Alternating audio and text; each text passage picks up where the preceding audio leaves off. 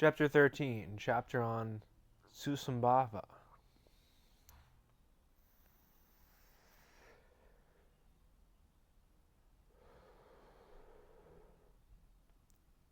When I became a Chakravartin king, I offered the earth with its oceans, its four continents filled with jewels, to all Buddhas of the past. There was nothing loved nor treasured I did not surrender, so I might fully seek the Dharmakaya. For aeons I gave even my cherished life, as I had done for innumerable aeons past, during the reign of Sugata Ratnashikin. After that Sugata passed into Nirvana, there appeared a king called Susambhava, hailed as a Chakravartin, ruling the four continents. He reigned the earth as far as the oceans. One day that good king fell asleep in the palace known as Jinindragosha. In a dream he heard the virtues of Buddha. In the middle of sleep he did vividly see the Dharma preacher Ratnachaya shining amidst the rays of the sun, and expounding profusely this king of sutras. And then that king awoke from his sleep, his whole body overwhelmed with joy. Ecstatic, he came out of the palace and approached the supreme assembly of disciples.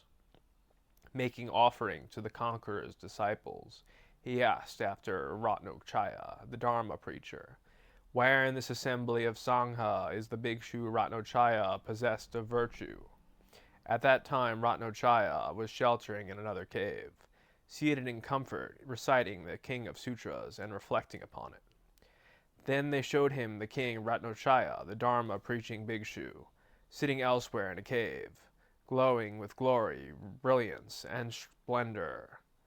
Here Ratnachaya, the expounder of the Dharma, upheld the profound sphere of royal activity. He always expounded this king of sutras, which is called the Sublime Golden Light. Prostrating at the feet of Ratnachaya, King Susambhava said thus, "Teach me, O you whose face resembles the waxing moon, the king of sutras, the sublime golden light." Ratnachaya accepted this request, assuring King Susambhava that he would reach and the gods in the triple thousand worlds that he would teach rejoiced with great delight. Then that king of humans sprinkled that clean, supremely superb sight with jewel-like water and fragrant water too. He carpeted the ground with loose flowers and set up a throne, embellishing the throne with umbrellas, with victory banners and thousands of tassels. The king sprinkled that throne with colorful sandalwood powder. Gods and Nagas, Asuras and Kinnaras, Yaksha kings and Maharajas too, bestrewed that throne with divine Mandarava flowers. Inconceivable, uncountable devas, as well as hundreds of thousands of millions of gods, hungry for the Dharma, strewed Ratnachaya with salutary flowers as he left his cave. Ratnachaya, the Dharma preaching Bhikshu, having thoroughly washed and dressed in clean clothes, he approached that throne seat, pressed his palms together and prostrated to it. Floating in the sky above, the Deva kings, goddesses, and gods scattered Mandarava flowers and filled the sky, with music resounding from innumerable hundreds of thousands of instruments. Then Ratnachaya, the Dharma preaching Bhikshu, remembered the 10-direction 100,000 million Buddhas. He ascended the throne and remained seated upon it, then generated a heart full of kindness for all beings. He perfectly produced the mind of compassion, and expounded this sutra to King Susambhava. Pressing his palms and prostrating, the king accordingly rejoiced. Moved by the Dharma, his eyes shed tears. His whole body was overcome by bliss. At that time, King Susambhava, in order to venerate this sutra, took hold of Chintamani, the king of jewels, and made this dedication for all beings' sake. May there now reign in Jambudvipa ornaments made of 7 jewels and great riches that bring peace and well-being to beings in this world. Lo, there on 4 continents the 7 jewels then rained down. Armlets, necklaces, and earrings, food, drink, and clothing rained down too. King Susambava saw this cascade of jewels raining down upon Jambudvipa, and presented the jewel-filled 4 continents to the order of Ratna Shikhan. I, the Tathagata Shakyamuni, was that king called Sasumbhava, who at that time completely gave up the 4 lands and the jewels therein. The Tathagata Akshobhya was Ratnachaya, the Dharma preaching bhikshu, the one who expounded well this sutra to King Susambhava. At that time I heard this sutra, and accordingly rejoiced in it. Due to that very virtuous deed, hearing the Dharma and rejoicing well, I have gained this body of golden hue, endowed with marks of 100 merits. Beautiful to behold and intensely enchanting to the eye, it gives delight to thousands of millions of gods. When beings behold this body, they will always obtain a body of joy.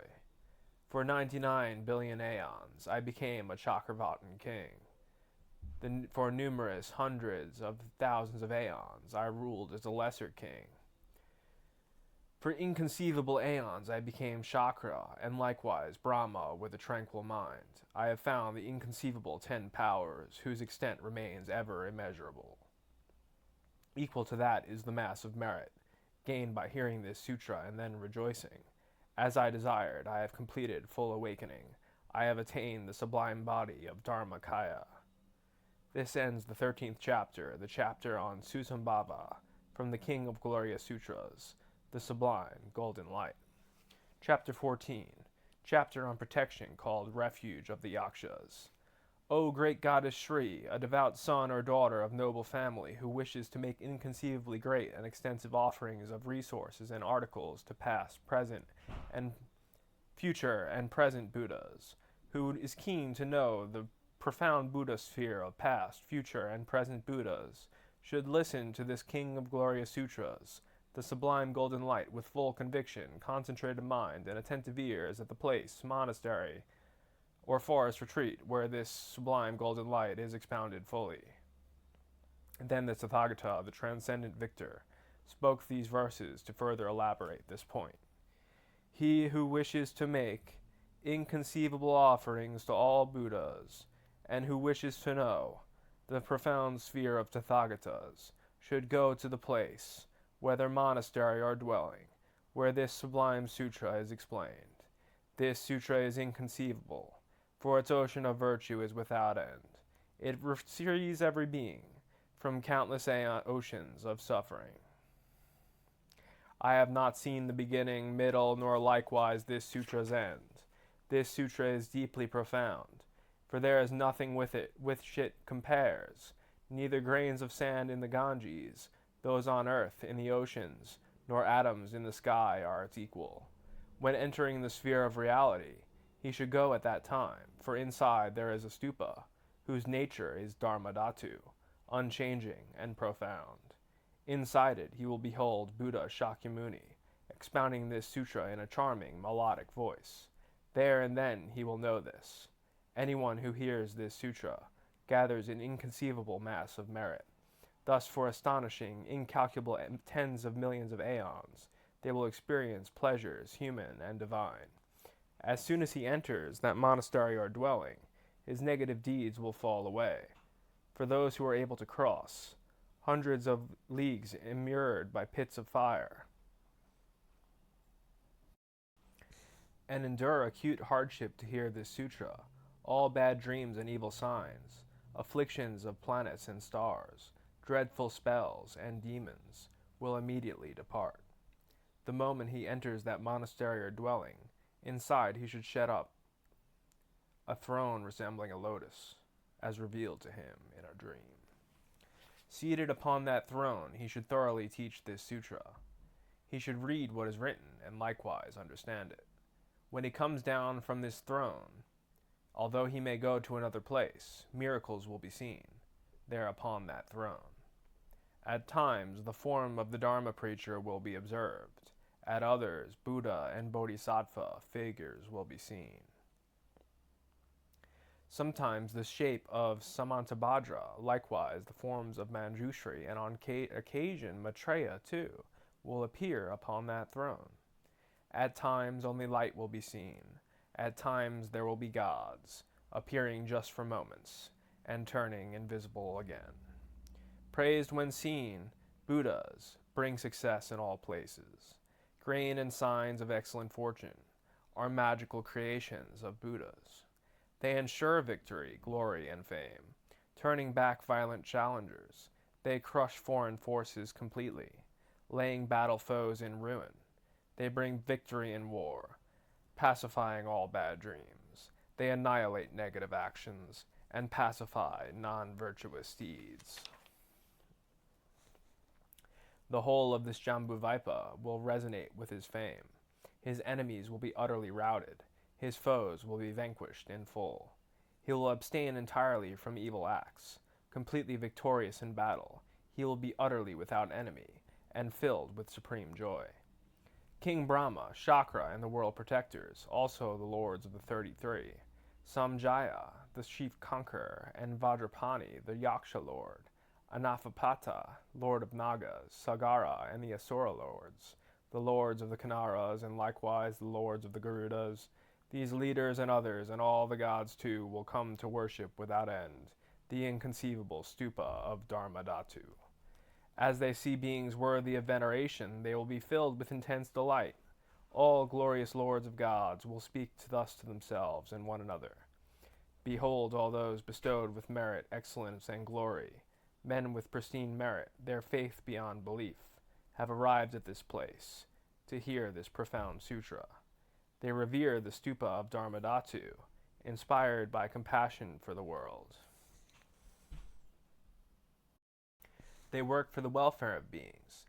They are vessels for the essence of that Dharma which is profound. By entering the sphere of reality into this sutra, they completely arrive. Those who hear the sublime virtue, the sublime golden light, in previous times have pleased hundreds of thousands of Buddhas. Through these roots of virtue, those who have heard this sutra will be granted full protection, in the four directions and in all places, by the kings of gods and Sarasvati, likewise Shri and Vaishravana, by the four kings, with hundreds of thousands of yakshas, possessed of miraculous power and great strength. Indra, Soma, and Yama, Vayu, Varuna, and Skanda, Vishnu and Sarasvati, Prajapati and Hutushana, these protectors of the world, who are powerful and outshine every foe, day and night will offer protection without fail to those who have heard this sutra. Narayana and Mahasvara, the two powerful Yaksha lords, those 28 others led by Samjaya, and hundreds of thousands of Yakshas, possessed of great strength and supernatural power, will offer protection from fear and terror to those who have heard this sutra. Vajrapani, lord of the Yakshas, along with 500 Yakshas too, and every bodhisattva will offer protection to those who have heard this sutra. Manibhadra, lord of Yakshas, likewise Purnabhadra, Kumbhira, and Adavibhaka, Pingala and Kapila too, each Yaksha lord, along with 500 Yakshas, will offer protection to those who have heard this sutra. Chitrasena, the Gandharva, Jinarshaba, the king of conquerors, Mani Kantha and Nikantha, and Varshabdipati too, Mahagrasa and Mahakala, along with Suvarnekasa, Panchika and Chagalapada, Mahabhaga, Pranalin and Dharmapala, Markata and Vali, Sucharoma and Surimitra, likewise Ratnakesha, Mahapranalin and Nakula, along with Kamashikta and Chandana, Naganyana and Haimavata, and likewise Satagiri, these powerful beings who overwhelm every foe, will offer protection with their supernatural feats to those who have heard this sutra.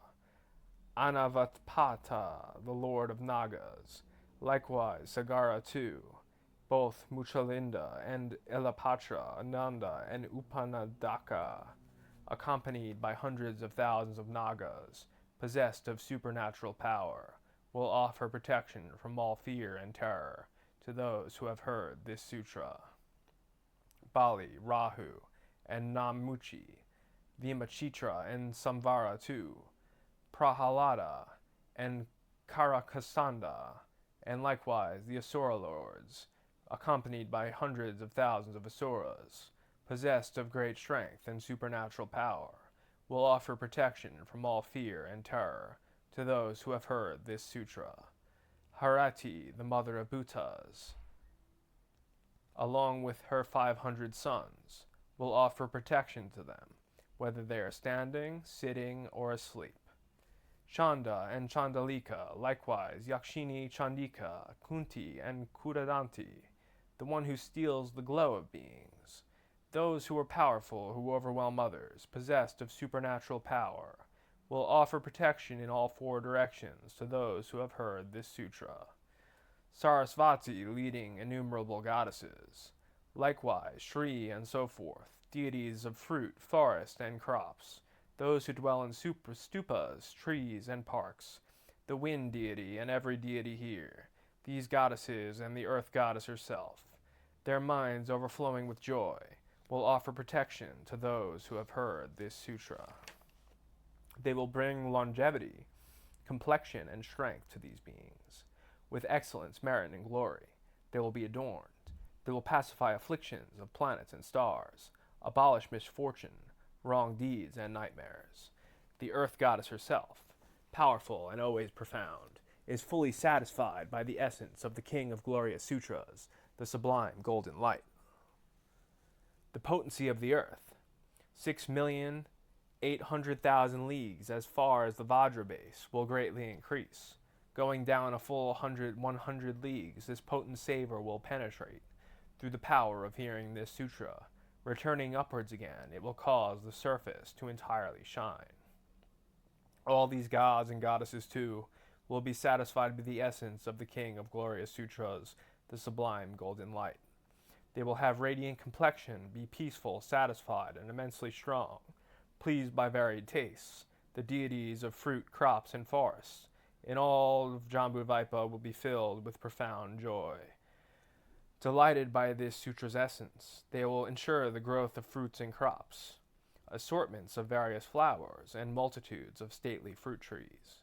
Every park, all forests, and all fruit-bearing trees will bloom with flowers, giving off fragrant scents. On this earth will grow every kind of forest and bush, adorned with flowers and laden with fruit. In all of Jambudvipa, innumerable Naga maidens, their minds immensely filled with joy, will approach lotus pools and plant there many lotuses, night bloom, blue and white. The sky will be pristine, without smoke and masses of clouds, free of darkness and dust. Every direction will shine bright with light. The 1,000 rays of the sun, beautiful with lattice light, profoundly deep in illumination, will blithely rise in that land. The noble sun, the son of gods, residing in a palace of Jambudana gold, will be deeply satisfied by this sutra. With great delight, the lordly sun will rise in Jambudvipa, with limitless lattices of rays, shining upon every land. The moment it rises, it sends forth shafts of rays, awakening the lotuses, abounding in various pools. To satisfy the whole of the earth, the sun will fully ripen various flowers, fruit, and medicinal plants in the whole of this Jambudvipa. The sun and moon, too, will then shine with unknown glory. The stars, the wind, and the rain will perfectly come. The whole of Jambudvipa will have an excellent ear. In the place the sutra is kept, there will always be plenty. This ends the 14th chapter, the chapter on protection, called Refuse of the Yakshas, from the King of Glorious Sutras, the Sublime Golden Light. Chapter 15, chapter on the prophecy of the 10,000 sons of gods. When the Tathagata observed thus, the noble goddess Bodhisattva Samuchaya addressed the Tathagata in this way. O transcendent Lord, for what reason and what cause and by what the consummation and performance of what virtuous deeds have these 10,000 sons of God, such as Valanantratejoraja, Upon hearing the enlightenment prophecy of these three sublime beings, arrived here from the heaven of the 33 in order to listen to the Dharma from the Tathagata. The Tathagata replied, "It is this way. In a future time, when hundreds of thousands of millions of incalculable aeons beyond calculation have passed, this sublime being, the Bodhisattva Ruchakrekatu, will awaken to the supreme and perfect enlightenment in the Suvaranaprabhasita world. He will emerge from the world as Suvara Naratanakarachatrakuta, the Tathagata, the Arhat, the fully enlightened one, perfect in wisdom and conduct, gone to bliss, knower of the world, charioteer of men to be tamed, peerless teacher of men and gods. So it will be until Suvara Naratanakarachatrakuta, the Tathagata, the Arhat, the fully enlightened one, has gone beyond the state of suffering. The sublime Dharma has disappeared, and his teaching has completely disappeared.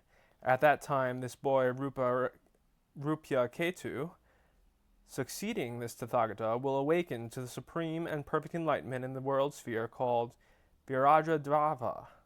He will emerge in this world as Suvaranajamabudva Kachandabhava, the Tathagata, the Arhat, the fully enlightened one.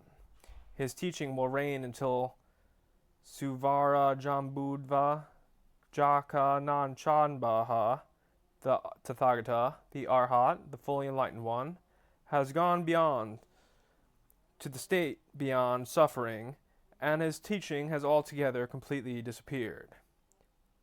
At that time, the boy Rupayabha, succeeding this Tathagata, will awaken to the supreme and perfect enlightenment in the world sphere called Virajadvaha. He will emerge as Suvarna Shatarashmi Prabhasaketu, the Tathagata, the Arhat, the fully enlightened one, perfect in wisdom and conduct, gone to bliss, knower of the world, charioteer of men to be tamed, peerless teacher of men and gods. The noble goddess Bodhisattva Sumachaya replied, Thus these three were prophesied by the Tathagata to achieve supreme and perfect enlightenment. But until then, O transcendent victor, these 10,000 sons of God, such as Valanatrarete Rajoha, have not extensively undertaken the deeds of bodhisattvas to the same extent. There is not even a word to hear that they have engaged in the 6 perfections in the past.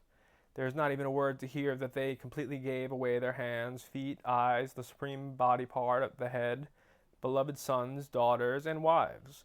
There is not even a word to hear that they gave away wealth, grain, inns, gold, jewels, pearl, lapis, conches, crystals, coral, silver, golden bronze, and gems. There is not even a word to hear that they gave away food and drink, mounts, clothing, bedding, dwellings, palaces, parks, hedges, pools, and ponds. There is not even a word to hear that they gave away elephants, cows, and bulls, stallions, and male and female servants.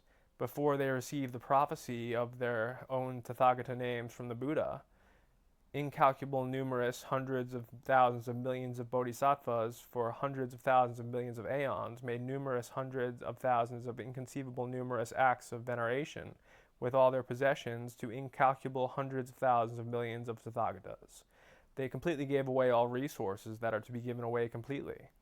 They completely give hands, feet, eyes, the supreme body part, the head, the beloved sons, daughters, and wives. They completely gave everything that is to be completely given away.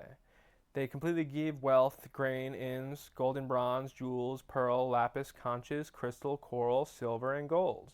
They gave food and drink, mounts, clothing, bedding, dwelling places, palaces, parks, hedges, pools, and ponds, elephants, cows, and bulls, stallions, and male and female servants. In time, they completed the training in all 6 perfections. After completing training in the 6 perfections, they experienced hundreds of thousands of numerous states of well-being. O venerable transcendent victor! Similarly, for what reasons and what causes, and by the consummation and performance of what meritorious deeds, have these 10,000 sons of gods, such as Valananta Rate Joraha, come here in order to listen to the Dharma from the Tathagata. Why has the Tathagata prophesied that they will awaken to the peerless and perfect enlightenment when numerous hundreds of thousands of millions of aeons have passed? For what reason will they be enlightened in the world sphere called Salandradvahadravati, with the same family and clan as those 10,000 Buddhas named Prasanavadanapaлагandabhukata, perfect in wisdom and conduct, gone to bliss, knowers of the world, charioteers of men to be tamed, peerless teachers of men and gods. When asked thus, the Tathagata said this to the noble goddess Bodhisattva Sumachaya: O noble goddess, there is reason, and there is cause, and there is performing and gathering of pure roots of virtue, which have resulted in the arrival of these 10,000 sons of God, such as Jvanala Nataradraha, from the heaven of the 33, to listen to this Dharma teaching. O noble goddess, as soon as they heard the prophecy of these three sublime kings, they generated great reverence and faith in this king of glorious sutras, the sublime golden light. Immediately they were endowed with pristine minds like stainless, flawless lapis. They became endowed with minds like the sky, lucid, pure, exceedingly vast and expansive. They became possessed of an inconceivable mass of merit. O noble goddess, because the 10,000 sons of God, such as Vala Nantarate Drahoha, upon hearing this sutra, were immediately endowed with pristine minds like stainless, flawless lapis, they received the stage of prophecy. O noble goddess, by the power of the gathering of the merit of hearing this Dharma teaching and the power of the previous resolve, the 10,000 sons of God, such as Vanalarate Garoha, have now attained the stage of prophecy to peerless and perfect enlightenment. And what, noble goddess, are those former resolves? This ends the 15th chapter, the chapter on the prophecy of the 10,000 sons of gods, from the King of Glorious Sutras, the Sublime Golden Light.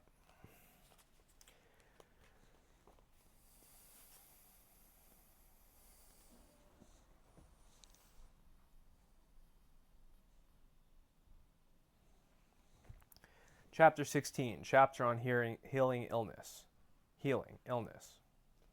O noble goddess, at a time when incalculable and still more incalculable aeons, extensive, inconceivable, and immeasurable, had passed, at that time, at that moment, the Tathagata, the Arhat, the fully enlightened one, called Rakna Shiktin, perfect in wisdom and conduct, gone to bliss, knower of the world, charioteer of men to be tamed, peerless teacher of men and gods, arose in the world.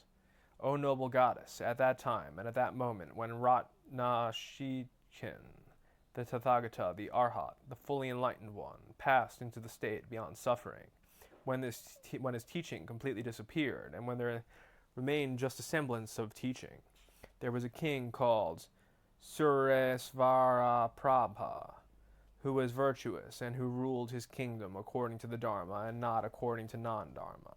He was like a mother and father to the beings who lived in his realm. O noble goddess, at that time and at that moment there lived in the kingdom of King Surasvaraprabha a merchant called Jitmandara, a doctor and healer, and expert in the elements. He was well versed in the eightfold treatise on medical science. And, O noble goddess, at that time and at that moment the merchant Timdara had a son called Jalavahana, handsome, attractive, blessed with an immaculately clear complexion, an expert in various treatises, a master of all treatises, learned in writing, numerology, palm reading, and astrology. O noble goddess, at that time and at that moment, hundreds of thousands of beings in the kingdom of Surusrabraha were afflicted with various diseases. They were oppressed by various diseases. They experienced pain that was unbearably sharp, severe, and violent. Then, O noble goddess, at that time and at that moment, Jalavahana, the merchant's son, developed a mind of great compassion for the hundreds of thousands of beings afflicted with and oppressed by various diseases.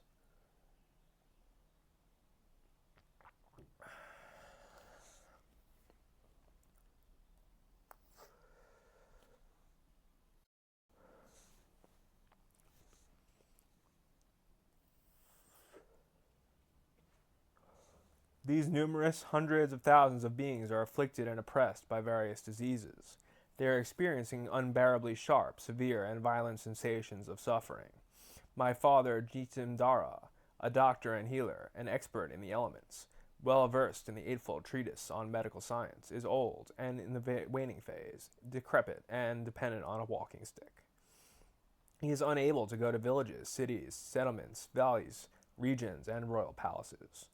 In order to completely free beings who are afflicted with and distressed by various diseases from numerous ailments, I shall approach and fully consult my father, Jatimdara, on how to become knowledgeable about the elements involved in illness. With this special knowledge, I shall go to villages, cities, settlements, valleys, regions, and royal palaces and completely free hundreds and thousands of beings from their various sicknesses. Moreover, O noble goddess, at that time and at that moment, Jalavahana, the merchant's son, went to his father Jatimdara. He approached him and bowed at the feet of his father Jatimdara, folded his palms in reverence, and sat on one side. Remaining on one side, he questioned his father Jatimdara in these verses. How do the senses apprehend objects? How do the elements change? At what time do embodied beings receive elements that cause disease? How does the eating of food, timely or untimely, affect well-being? By what is the fire in the body not affected? How is the medicine practiced in order to pacify illnesses that have risen from wind and from bile, from phlegm and from a compound of these? When does wind, when does bile, when does phlegm, harmful to beings, become active? Then the merchant Jatimdara revealed to his son Jalavana the verses which one gains mastery, through which one gains mastery of the elements. See that 3 months are summer and 3 months are autumn. 3 are winter and 3 are spring. Thus the succession of months forms 6 phases. 12 months are said to be 1 year. Note, 3 and 3 are phases in brief. The monthly phase is shown in twos. When food and drink are thus taken and digested, the doctor, elements, and phases too are shown. The senses and elements in turn change in the various phases of the year. As the senses go through such changes, afflictions arise for embodied beings. In that case, a doctor must have knowledge of the 3-month fourfold division and the 6-phase grouping of 2 months. Food, drink, and medicine follow this sequence. In summer arise illnesses from excess of wind. When autumn comes, bile disturbance occurs. Likewise, disease from a compound appears in winter. In spring arise illnesses from excess of phlegm. Fatty, warm, salty, and sour are summer's tastes. Fatty, sweet, and cold are fall's. Sweet, fatty, and sour are tastes for winter. Coarse, warm, and bitter for spring. Excess of phlegm arises soon after eating. Excess of bile during digestion time. Excess of wind arises soon thereafter. This is how elemental changes occur. Heal wind in a person with rich, potent food. Remove bile by cleansing the bowels. For excess phlegm, dispense an emetic. When a compound occurs, thus give potent medicine possessed of 3 qualities. Know well in which phases excess wind, bile, phlegm, and a compound occur, according to elements, body, and time. One thus gives medicine, food, and drink. Then the merchant's son Jalavahana, having acquired about the elements, understood the 8 branches of medical science. O noble goddess, at that time and at that moment, Jalavahana, the merchant's son, went to all the villages, cities, towns, valleys, regions, and royal palaces in the land of King Surasvahaprabha. He comforted those numerous hundreds of thousands of beings afflicted with and distressed by various diseases, declaring, I am a doctor! I am a doctor! Advertising himself in this way, he gave them relief and said, I will completely free you from every affliction. O noble goddess, as soon as they heard such statements as these from Jalavana, the merchant's son, those numerous hundreds of thousands of beings were overcome with unfathomable great joy. They received comfort and were endowed with inconceivable happiness, peace, and peace of mind. At that time and at that moment, those hundreds of thousands of beings afflicted with and distressed by various ailments were completely cured of their illnesses and became free of illness. After becoming free of illness, they became endowed with prowess, strength, and energy as before. Furthermore, at that time and at that moment, among the hundreds of thousands of beings afflicted with and distressed by various ailments, those who were acutely afflicted with severe illness approached Jambalala, the merchant's son. Whatever medicine was prescribed by Jalavahana, the merchant's son, to the hundreds of thousands of beings afflicted with various illnesses and distressed by various diseases, cured the illnesses of all beings. Cured of all illness, or with their suffering greatly reduced, they became endowed with prowess, strength, and energy as before. O noble goddess, at that time and at that moment, in the villages, cities, towns, valleys, regions, and royal palaces, in the kingdom of King Surusvapraha, hundreds of thousands of beings afflicted with and distressed by various diseases were freed completely by their illnesses by Jalavahana, the merchant's son. This concludes the 16th chapter, the chapter on healing illness, from the King of Glorious Sutras, the Sublime Golden Light. Chapter 17, chapter on the previous lives of Jalavahana's fish disciples. Moreover, O noble goddess, as Jalavahana, the merchant's son, made all beings in the kingdom of King Surusvaraprabha without illness or merely with small illness, their bodies were endowed with strength and delight as before. All beings in the kingdom of King Surusvaraprabha rejoiced, played, enjoyed themselves, gave gifts, and engaged in virtuous deeds. They honored and celebrated Jalavahana, the merchant's son, with these words: May Jalavahana, the merchant's son, be victorious. May he be victorious. The king of medicine, he healed all beings of disease. Surely he must be a bodhisattva. He has mastered the entire eightfold treatise on medical science. O noble goddess, Jalavahana, the merchant's son, had a wife called Jalumbugarba. O noble goddess, Jalumbugarba, his wife, had two sons. One was named Jalambara, the other was called Jalagarba. Then, O noble goddess, Jalavana, the merchant's son, together with his two sons, visited villages, cities, towns, valleys, regions, and royal palaces. On another occasion, O noble goddess, Jalavana, the merchant's son, went to a forest wilderness. There in the forest wilderness he saw flesh-eating dogs, wolves, jackals, flocks of crows, and other birds, all heading in the direction of Atavisambhava, the forest pool. And Jalavana wondered, why are these flesh-eating dogs, wolves, jackals, flocks of crows, and other birds heading in that direction? He thought, I should go in the direction where the dogs, wolves, jackals, crows, and other birds are running. O noble goddess, then Jalavana, the merchant's son, gradually headed for Atavisambhava, the forest pool. In that great pool there lived 10,000 fish. There he saw that numerous hundreds of fish were bereft of water. He felt great compassion for those fish. The moment he generated that thought, he saw a goddess emerging from a tree with just half her body. The goddess said this to Jalavana, the merchant's son: Excellent, excellent, O child of noble family.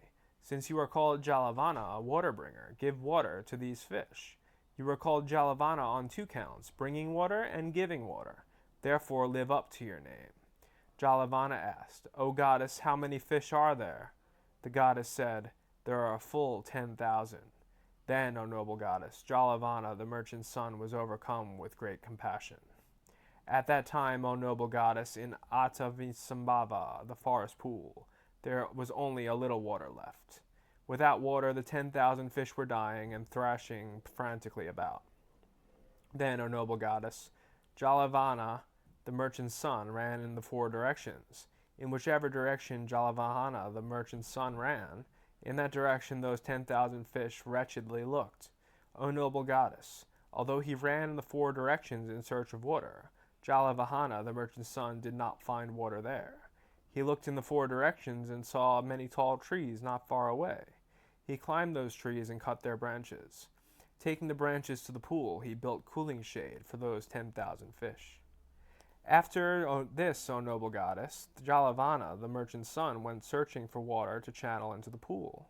He ran in the four directions, thinking, from where could water come? But he could not find any water. Very quickly he followed the stream.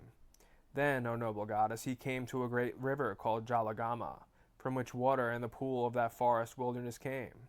He saw that the river had been made to flow into a chasm by an evil man wishing to starve those 10,000 fish of water and eat them later. He thought, since this river cannot be diverted even by 1,000 men, how much less could I alone make it flow back?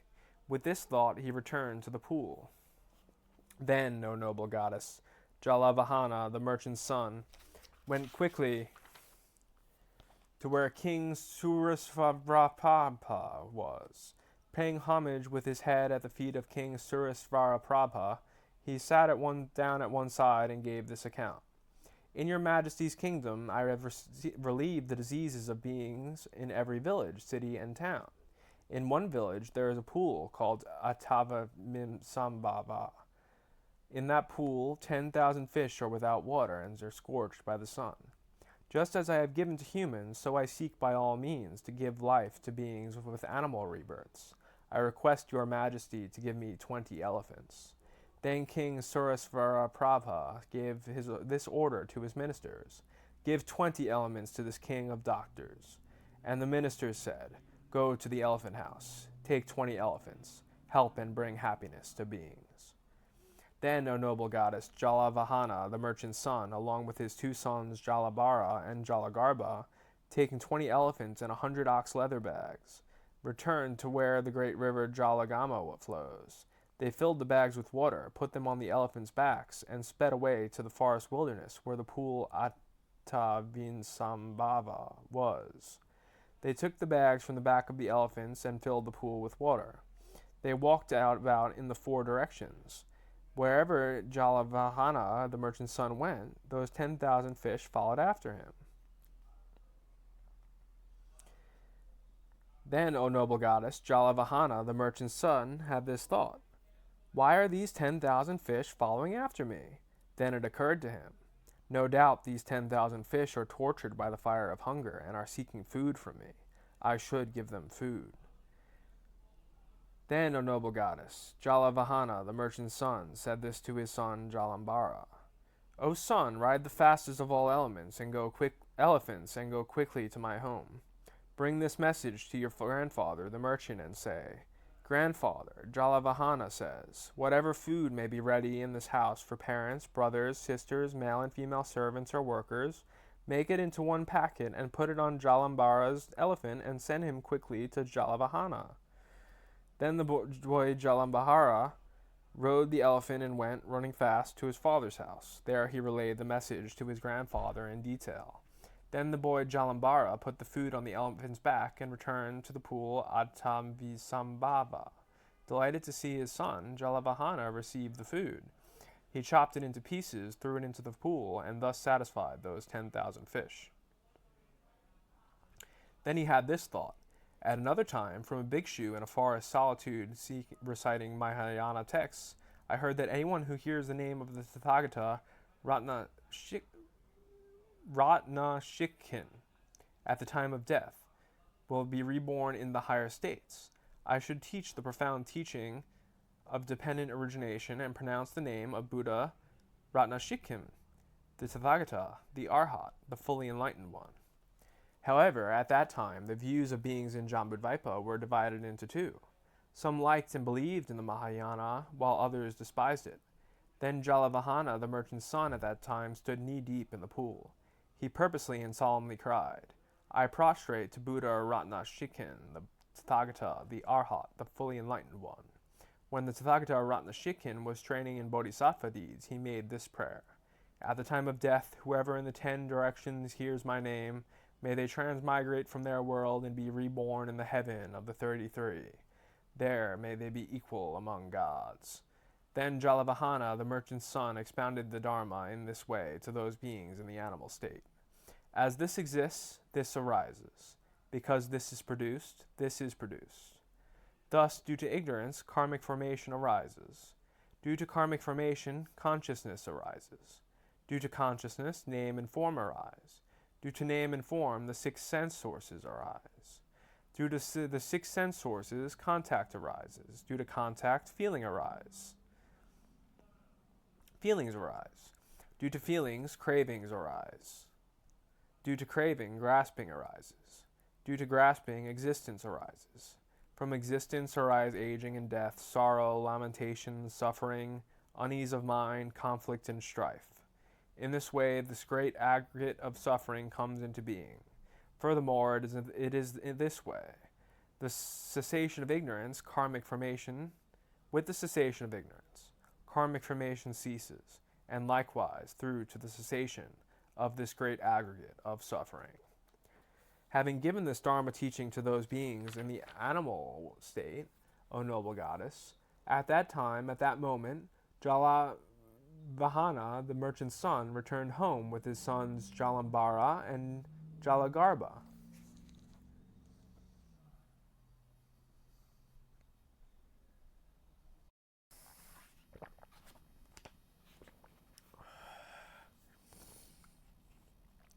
Then, at another time, after feasting and drinking at a great festival, Jalavahana, the merchant's son, lay intoxicated in his bed. At that time, at that moment, a great omen occurred. As night came to an end, those 10,000 fish died and were reborn equal among the gods of the 33. The moment they were born, they had this thought: by reason of what virtuous act have we been born among the gods of the 33? The answer arose in their minds. In Jambudvipa there was of 10,000 fish. While we were in that animal state, Jalavahana, the merchant's son, satisfied us with water and food. We were also given a Dharma teaching on the profound principle of dependent origination.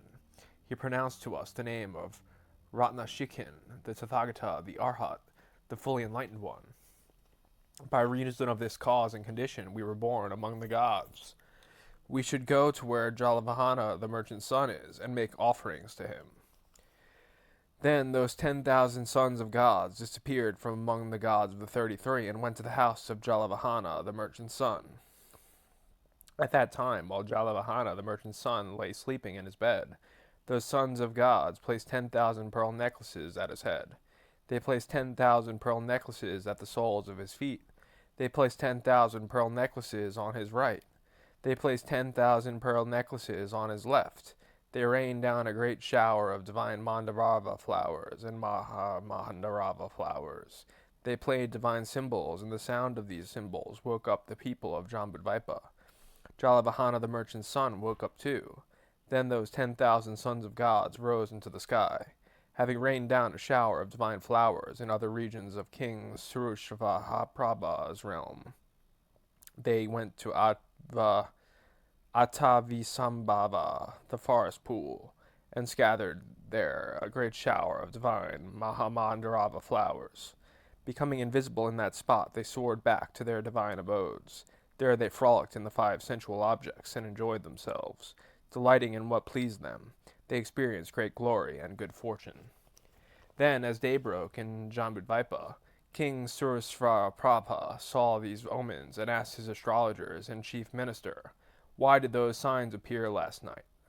They said, "May it please your majesty to know. In the house of Jalavahana, the merchant's son, there rained down 40,000 pearl necklaces and cascades of divine Mahamandarava flowers." Then King Surusravaprabha said to his ministers, "Sirs, with kind words summon Jalavahana, the merchant's son." The astrologers and senior ministers went to Jalavahana's house, and said to Jalavahana, the merchant's son, "King Surusravaprabha has asked for you."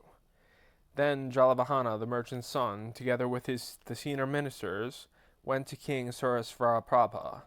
The king asked Jalavahana, "Last night such omens occurred. Do you know the reason such omens appeared?"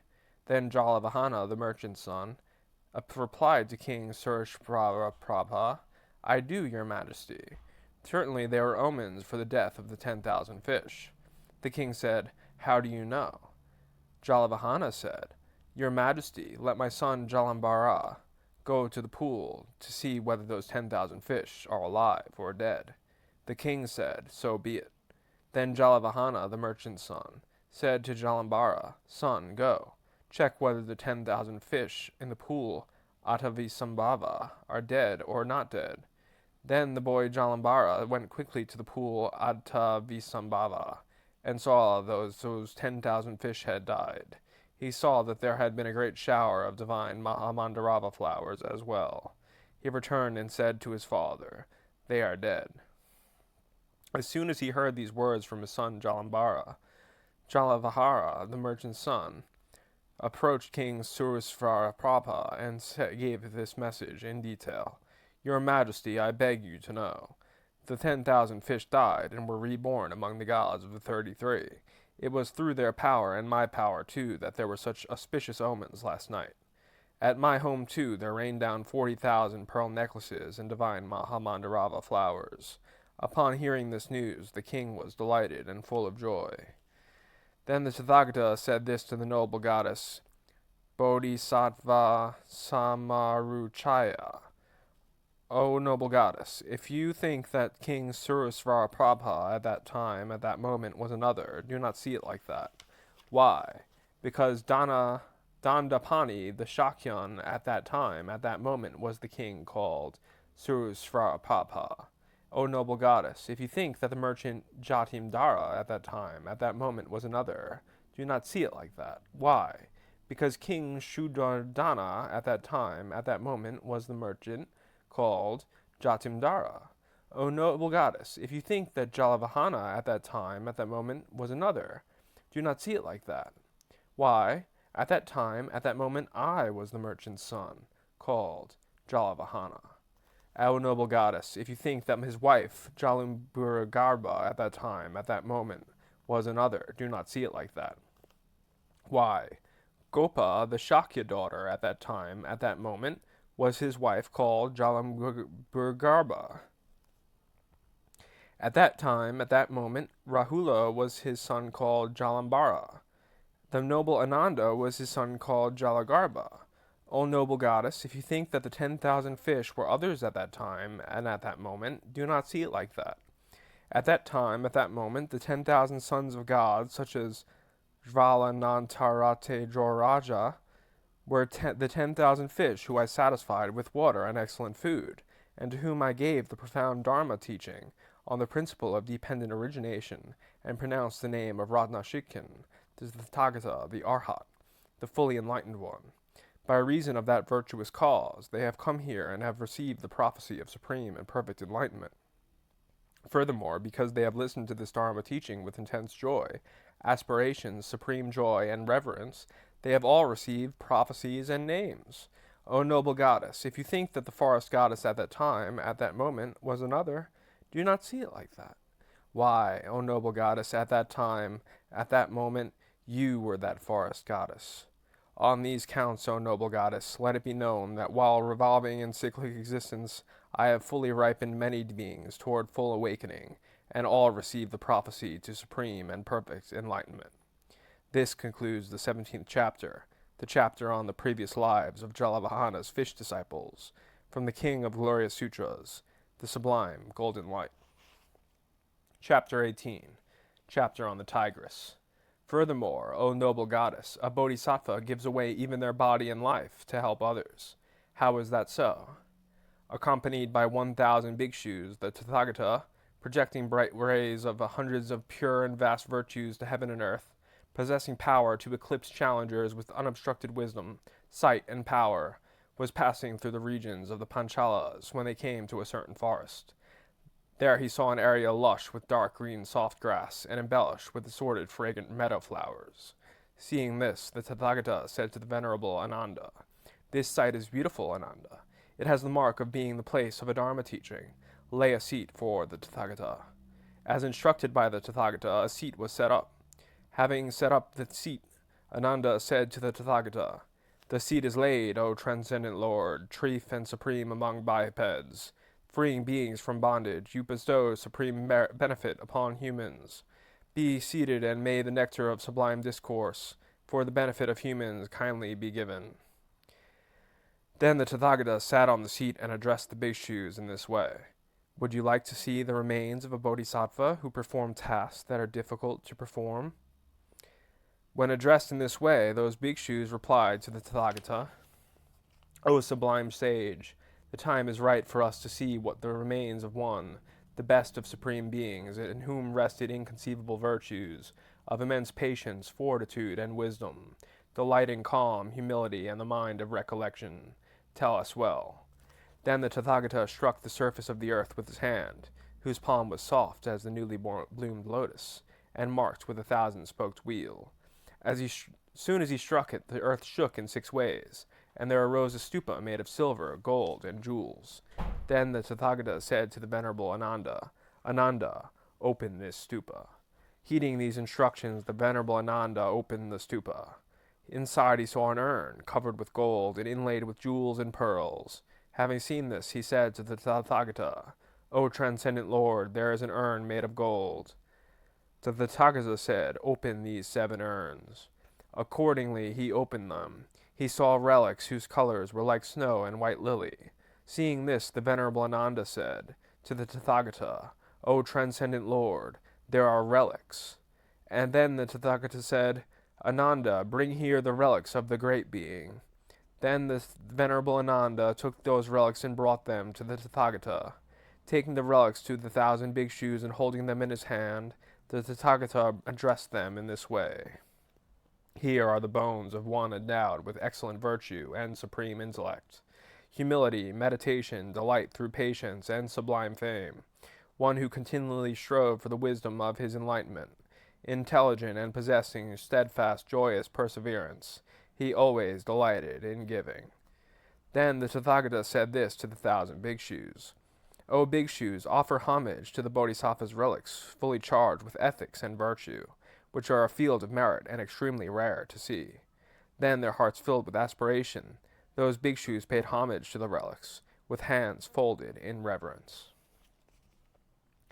Then, with his hands folded, the venerable Ananda addressed the Tathagata in this way. The Tathagata, transcendent victor, has risen above all the world, and is venerated by all beings. How is it that the Tathagata venerates these remains?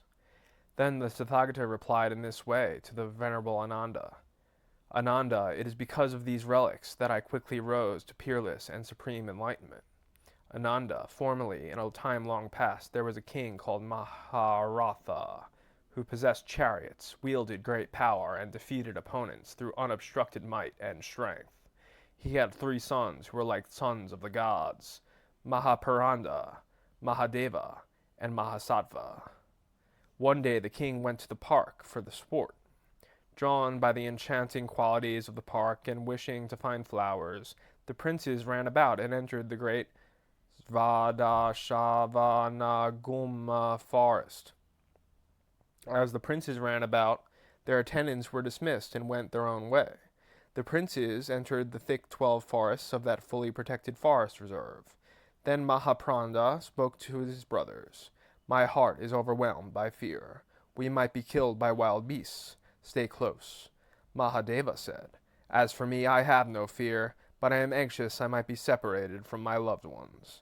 Mahasattva said, Here in the forest, solitude acclaimed by seers, I am not anxious, nor have I fear. This heart of mine is greatly overjoyed, in hope of finding opportunity for a vast and great benefit. Then, as the princes strolled through Svadashavanaguma forest, they came upon a tigress who had given birth the previous week. Surrounded by her offspring, hungry and thirsty, famished, her body extremely feeble. Seeing her, Mahaparanda said, Alas, it would be 6 or 7 days since this wretch gave birth. She has not found food. Either she will die of starvation or devour her own cubs. To this, Mahasattva said, What is the food of this wretch? Mahapranda said, Here they say fresh meat and warm blood is food suitable for tigers, bears, hyenas, and lions. Mahadeva said, This wretch, her body tortured by hunger and thirst, has little life left. She is extremely feeble and cannot look for food. Who would sacrifice their life to save hers?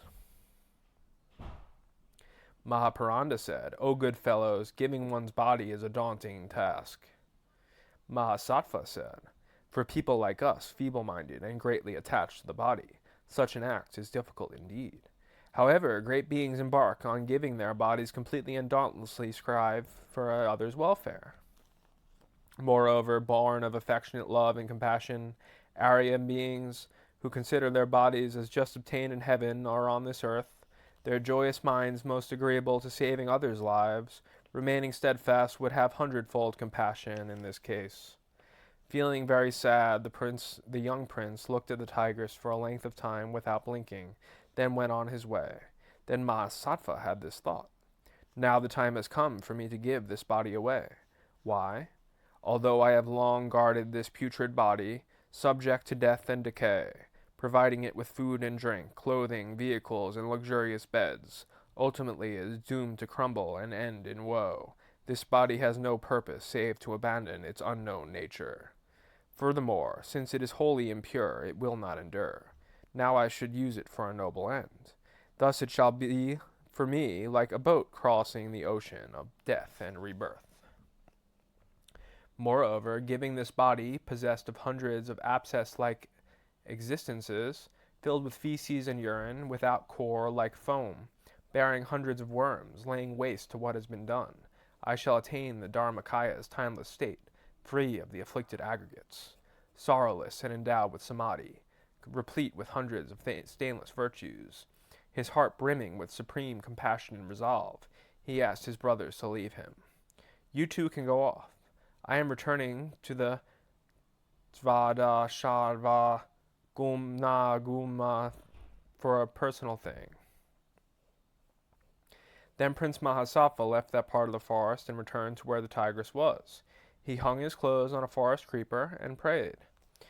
To benefit transmigrating beings, may I attain the peace of peerless enlightenment. My mind compassionate and steadfast, I give this body which others find hard to give up. May I achieve the flawless, priceless enlightenment that bodhisattvas so keenly seek. I shall free beings in the triple world from the intense fear of the ocean of existence. Then Mahasattva lay in front of the tigress, but the tigress did nothing to the compassionate bodhisattva. The bodhisattva thought, alas, she is too weak and incapable. He rose up in search of a sharp weapon, and did not find one. Taking hold of a strong branch of bamboo stick, 100 years old, he cut his throat and fell down before the tigress.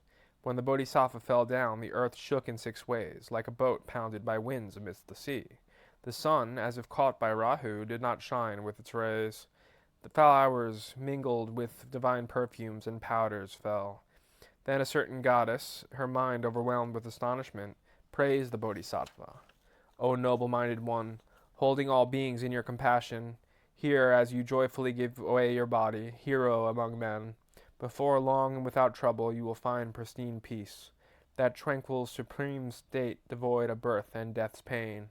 Then, linking the blood-stained body of the bodhisattva, the tigress reduced his body to bones, without flesh and blood.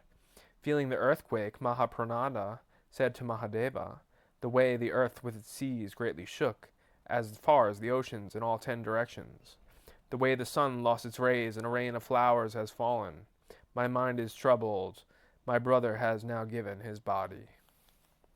Mahadeva said, considering the words of compassion he spoke, and the way he keenly observed the tigress, tortured by suffering and weak, nearly eating her cubs, I too am troubled.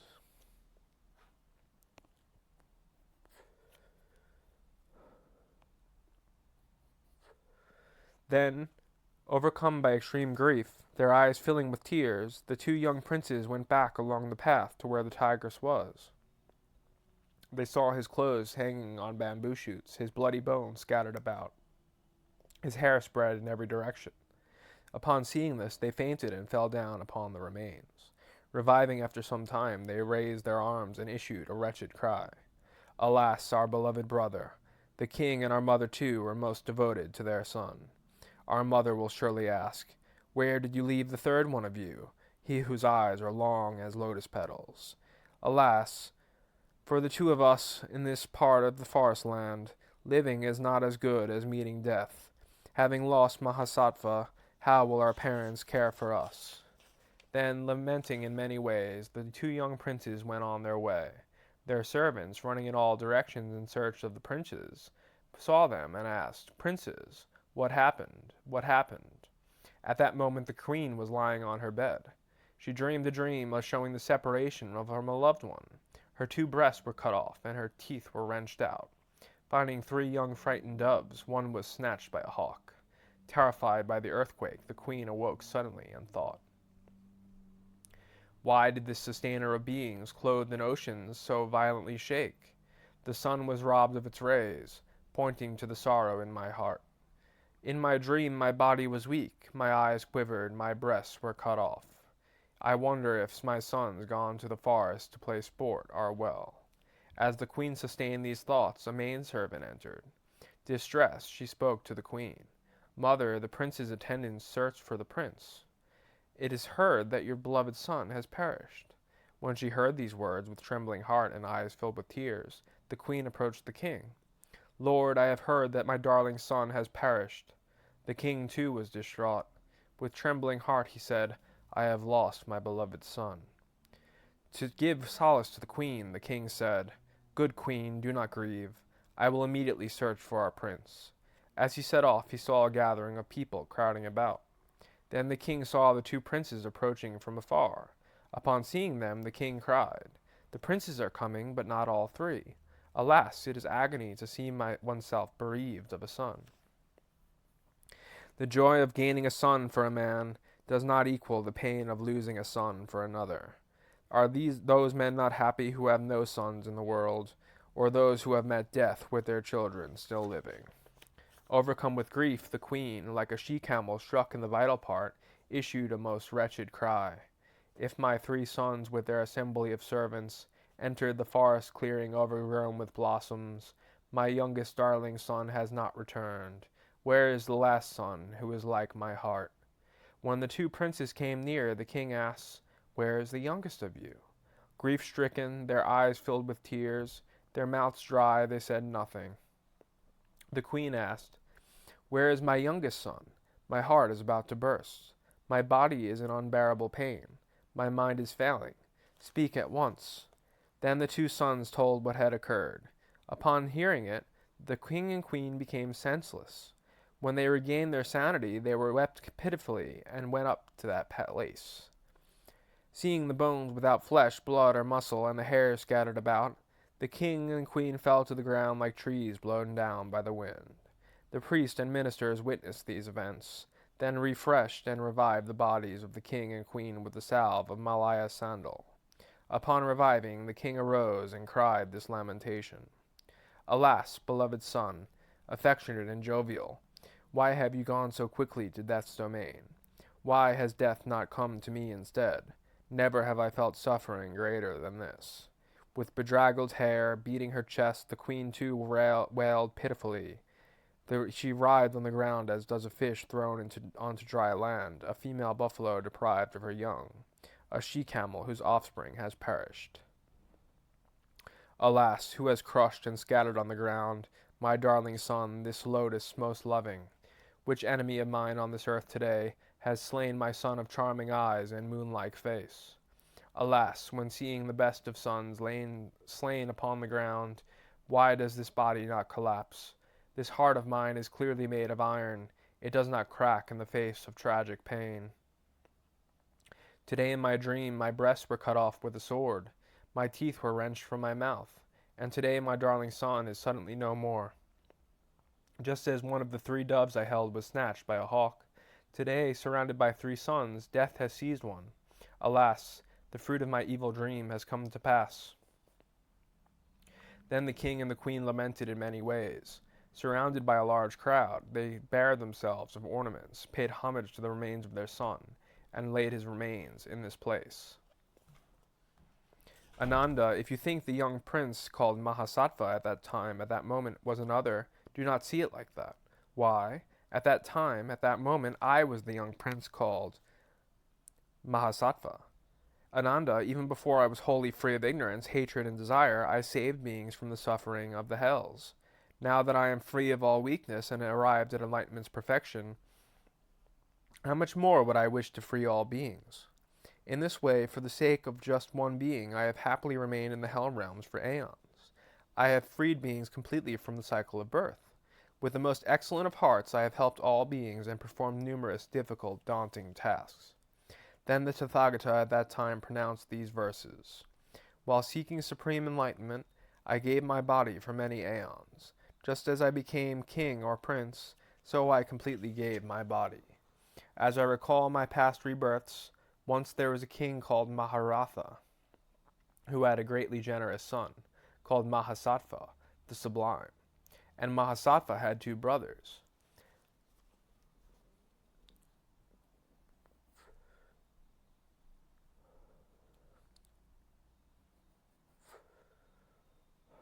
Mahapranada and Mahadeva by name. These brothers ventured into a thick forest and saw there was a tigress tortured by hunger.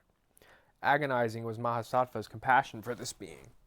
So famished is this tigress with hunger and thirst, she will surely eat her own cubs. Thus I shall offer my body to her.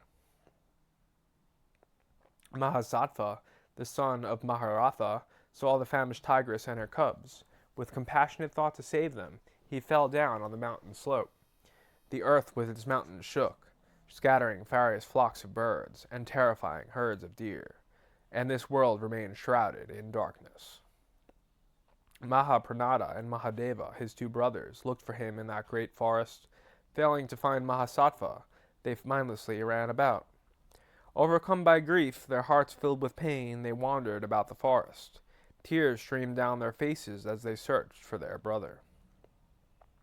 Mahapranada and Mahadeva, the two young princes, came close to the spot where the weak tigress lay. They saw the tigress and her cubs, their tiger mouths covered with blood. On the ground were a few drops of his blood. Some bones and some hair were scattered about. When they beheld the earth stained with blood, the minds of the princes were ruined, without thought. The two princes swooned and fell to the ground, their bodies covered with dust and with dirt. Their entourage of attendants, too, cried lamentations and were overcome with grief. Swiftly sprinkling water upon them, with arms upraised, they wept. The beloved queen, the mother who bore him, sat at ease in the palace, accompanied by 500 women. The moment he fell, milk streamed from her breasts, and immediately turned to blood. Her body and limbs were racked by sharp pain, as if they were pierced by pins. Deeply distressed, she was pierced by the arrows of sorrow. Her heart flooded with grief. She approached the king. Wretched, weeping before the king, she said to King Maharatha, "Listen to me, King, Lord of humans. My body burns with the fire of grief. Milk flowing from the tips of my breasts immediately oozed as blood. My body strings as if pierced by needles. My heart is next to bursting. Such are the signs I shall not see my sons again. Such is the fate of my children. Be compassionate, give me my life. Today in my dream I saw 3 young doves. One dove, my young son, sweet and kind, was snatched by a hawk in that place. The sorrow of such dreams has entered my heart. My mind is scorched by distress. Such is the fate of my sons. Before long I shall succumb to grief. O compassionate one, give me my life." Having spoken, the chief queen fainted and fell to the ground. Her mind was senseless, deprived of memory, and her thoughts failed.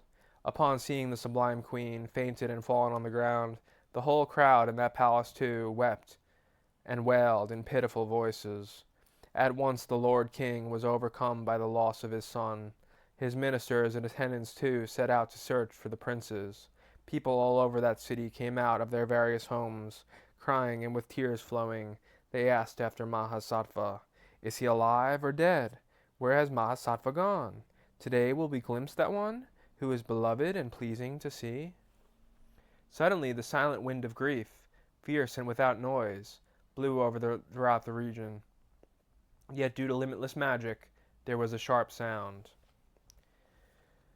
Then King Maharatha rose up, oppressed with grief and crying. He sprinkled water on his sublime queen, who had fainted and fallen to the ground. Regaining her senses, the queen arose, her mind forlorn. She asked, "Are my sons dead, or do they live?" Then King Maharatha said to the chief queen, "The ministers and the attendants too have gone to search for the princes. Do not be downcast in mind. Do not be sorrowful in heart." In this way, having comforted the queen, King Maharatha came out of that royal palace. Surrounded by a host of ministers, he was crying, weak in mind, feeble in body, and overcome by grief. Many hundreds of beings, too, cried with tears falling. They ran out of that excellent city to search for the young princes. Seeing the king emerge from the palace, thus they followed after him. The moment the king left that city to look for his beloved sons, he gazed with staring eyes in every direction. He saw a man coming his way, his head shaven, his limbs smeared with blood, his clothes covered with dust and dirt. His face was sodden with tears. A fierce grief took hold of King Maharatha's heart. His face covered with tears, he wept. Standing with arms upraised, he lamented. Then a certain minister came, quickly and swiftly from afar. Coming close to Maharatha, the Lord of Men, he spoke. O Lord of Men, do not be sad. Your charming sons are alive. Before long in your presence you will see your beloved sons. The king continued upon his way, and then a second minister came to him, clad in dusty and sweat-sodden clothes. In a tearful voice he said to the king, O great king, 2 of your sons are alive, scorched by the fire of grief. O king, your third son is missing. Mahasattva is captured by impermanence. He saw a starving tigress, who had given birth shortly before, and was near to eating her cubs. For them young Mahasattva, his heart filled with compassion, proclaimed enlightenment's great resolve. All beings I shall set free, in future times. May I realize the great enlightenment I so keenly seek. Then Mahasattva jumped down that steep slope. The famished tigress stood up. Quickly making his body without flesh, she left the prince with just a few bones. Upon hearing these dreadful words, his mind was shattered. King Maharatha fainted and fell to the ground. The fire of grief blazed without relent. The ministers and the attendants too wept wretchedly, overcome by sorrow. They sprinkled water upon him and lamented with arms upraised. Then the third minister said this to the king. Today I have seen both princes in the great forest laying on the ground. They had fainted, their minds were broken. We profusely sprinkled water upon them until they revived and rose up once more. Ablaze, they looked in the 4 directions. Standing briefly, they fell again to the ground. They lamented wretchedly in pitiful voices. With arms uplifted, they sang their brother's praise. The king's mind ebbed extremely low, and was distraught at having lost his son. In unbearable grief he cried lamentations. Then this thought entered the mind of the king. My son Mahasattva, beloved and charming, has been captured by impermanence. The life of my other 2 sons could now be lost to the fire of grief. Therefore I should quickly proceed there, to see those sons who are pleasing to behold. On swift mounts to the royal court of the royal palace I will quickly bring my sons. If not, the heart of the mother who bore them is like to burst from the scorching fire of grief. Upon seeing her 2 sons she will find peace, and therefore her life will not be lost. The king, escorted by a host of ministers, mounting his elephant, went to see his 2 sons. Crying in wretched, pitiful voices, the 2 princes came their way, calling out their brother's name. The king wept in anguish. He took his 2 sons and returned home. Quickly, like one in great haste, he presented her sons to the queen. I, the Tathagata Shakyamuni, was formerly Mahasattva, son of King Maharatha, who made the tigress well. Shuddhodana, the great king, was the king called Maharatha, and Queen Maya was the Sublime Queen. Mahapranada became Maitreya. Likewise, Prince Mahadeva was the youthful Manjushri. The tigress was Mahaprajapati. The 5 bhikshus were her 5 cubs. Then the great king Maharatha and the great queen wretchedly cried many lamentations. They bared themselves of all ornaments, and together with a great crowd paid homage to the remains of the prince. Placing the remains of Mahasattva at this very place, they built this stupa of 7 jewels.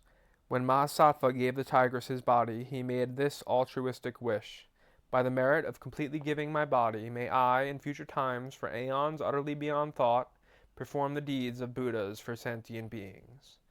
When this exposition was being given, inconceivable, uncountable numbers of beings, including gods and humans, generated the altruistic intention for supreme and perfect enlightenment. And this is the reason, and this is the cause for revealing this stupa here. Then, through the power of the Tathagata's blessing, that stupa entered the ground on that very spot. This ends the 18th chapter, the chapter on the tigress, from the King of Glorious Sutras, the Sublime Golden Light. Chapter 19. Chapter on the praise by all the bodhisattvas. Then those hundreds of thousands of bodhisattvas approached the Tathagata, Suvarna Ratna Kara Chatrakrukta, paying homage with their heads at the feet of the Tathagata, Suvarna Ratna Kara Chatruka. They stood to one side. Having stood to one side, the numerous hundreds of thousands of bodhisattvas folded their hands in reverence and praised the Tathagata, Suvarnarata Nakaracha Trakuta, in these verses.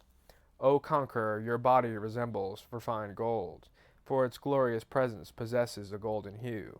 You are golden like the golden king of mountains. The white lotus seer has features of gold.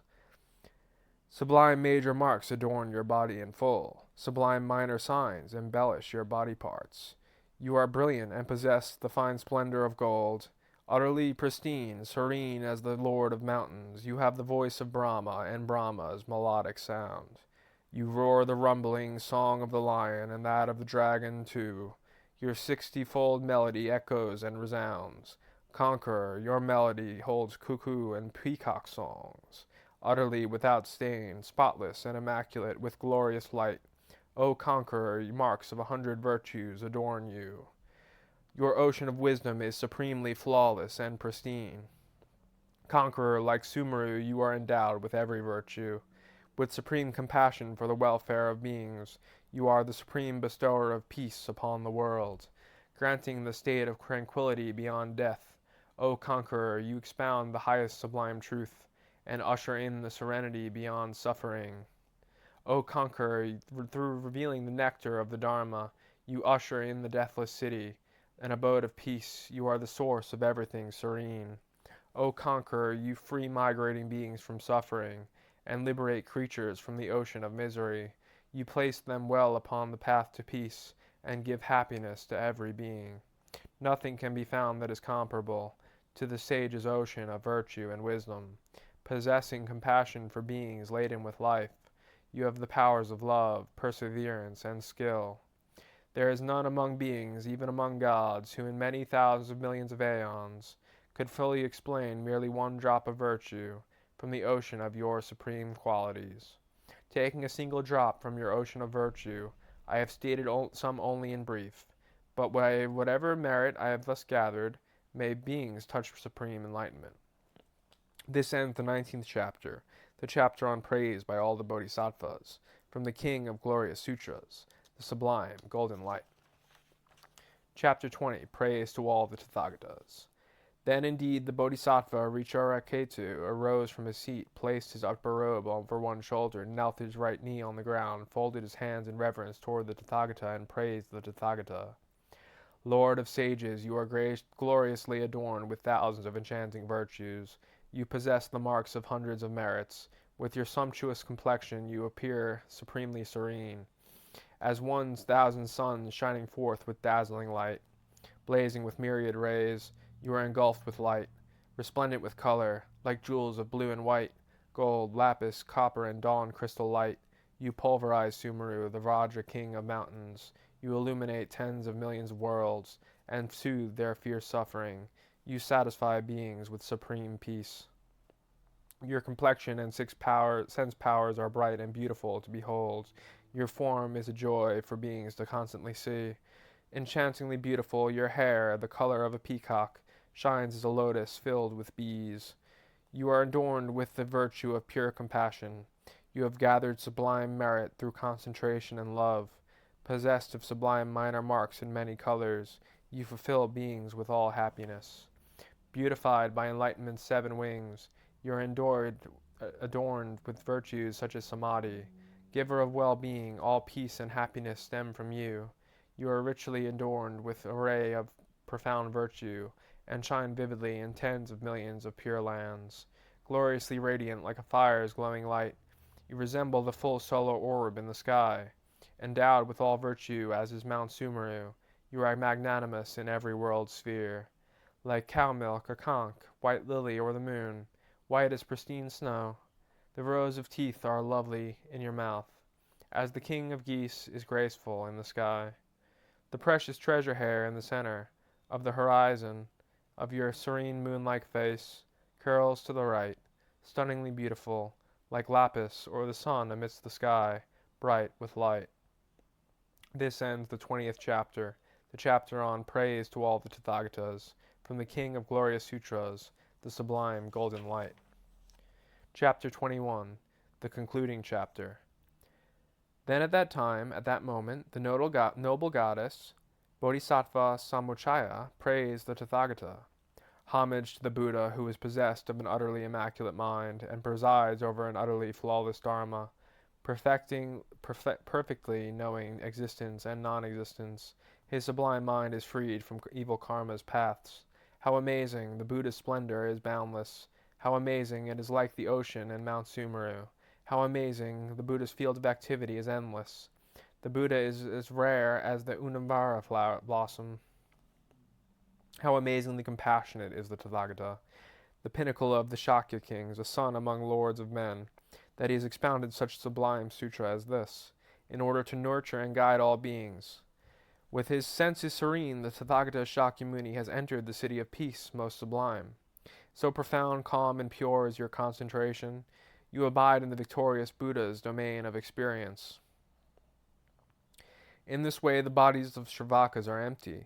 The most sublime of bipeds dwells in emptiness too. As all these phenomena are empty by nature, those lacking empty nature are not found at all. Unwavering and steadfast, I remember the conqueror. I am anxious to behold the Buddha. Fervently and incessantly I pray to glimpse the fully enlightened Tathagata Son. Constantly planting my knees on the ground, in sorrowful thirst I long for the conqueror. In a pitiful voice I sob for the leader. Deeply thirsty for the Sagata's sight I remain. As I incessantly blaze with anxiety's fire, bestow upon me the cooling water of your sight. O Buddha, act for me with compassion. Grant me the boon of your appearance, for I suffer with thirst for your sublime form. Satisfy me with the water of your compassion. You are the refuge of all beings, including the gods. Thus the bodies of Shravakas are empty. All beings by nature are alike in a dream, like space and the nature of space, an illusion, a mirage, or the moon reflected in water. O Buddha, you are endowed with the great empty. Then the Tathagata arose from his seat and spoke in a Brahma voice. Excellent, noble goddess, excellent again to you.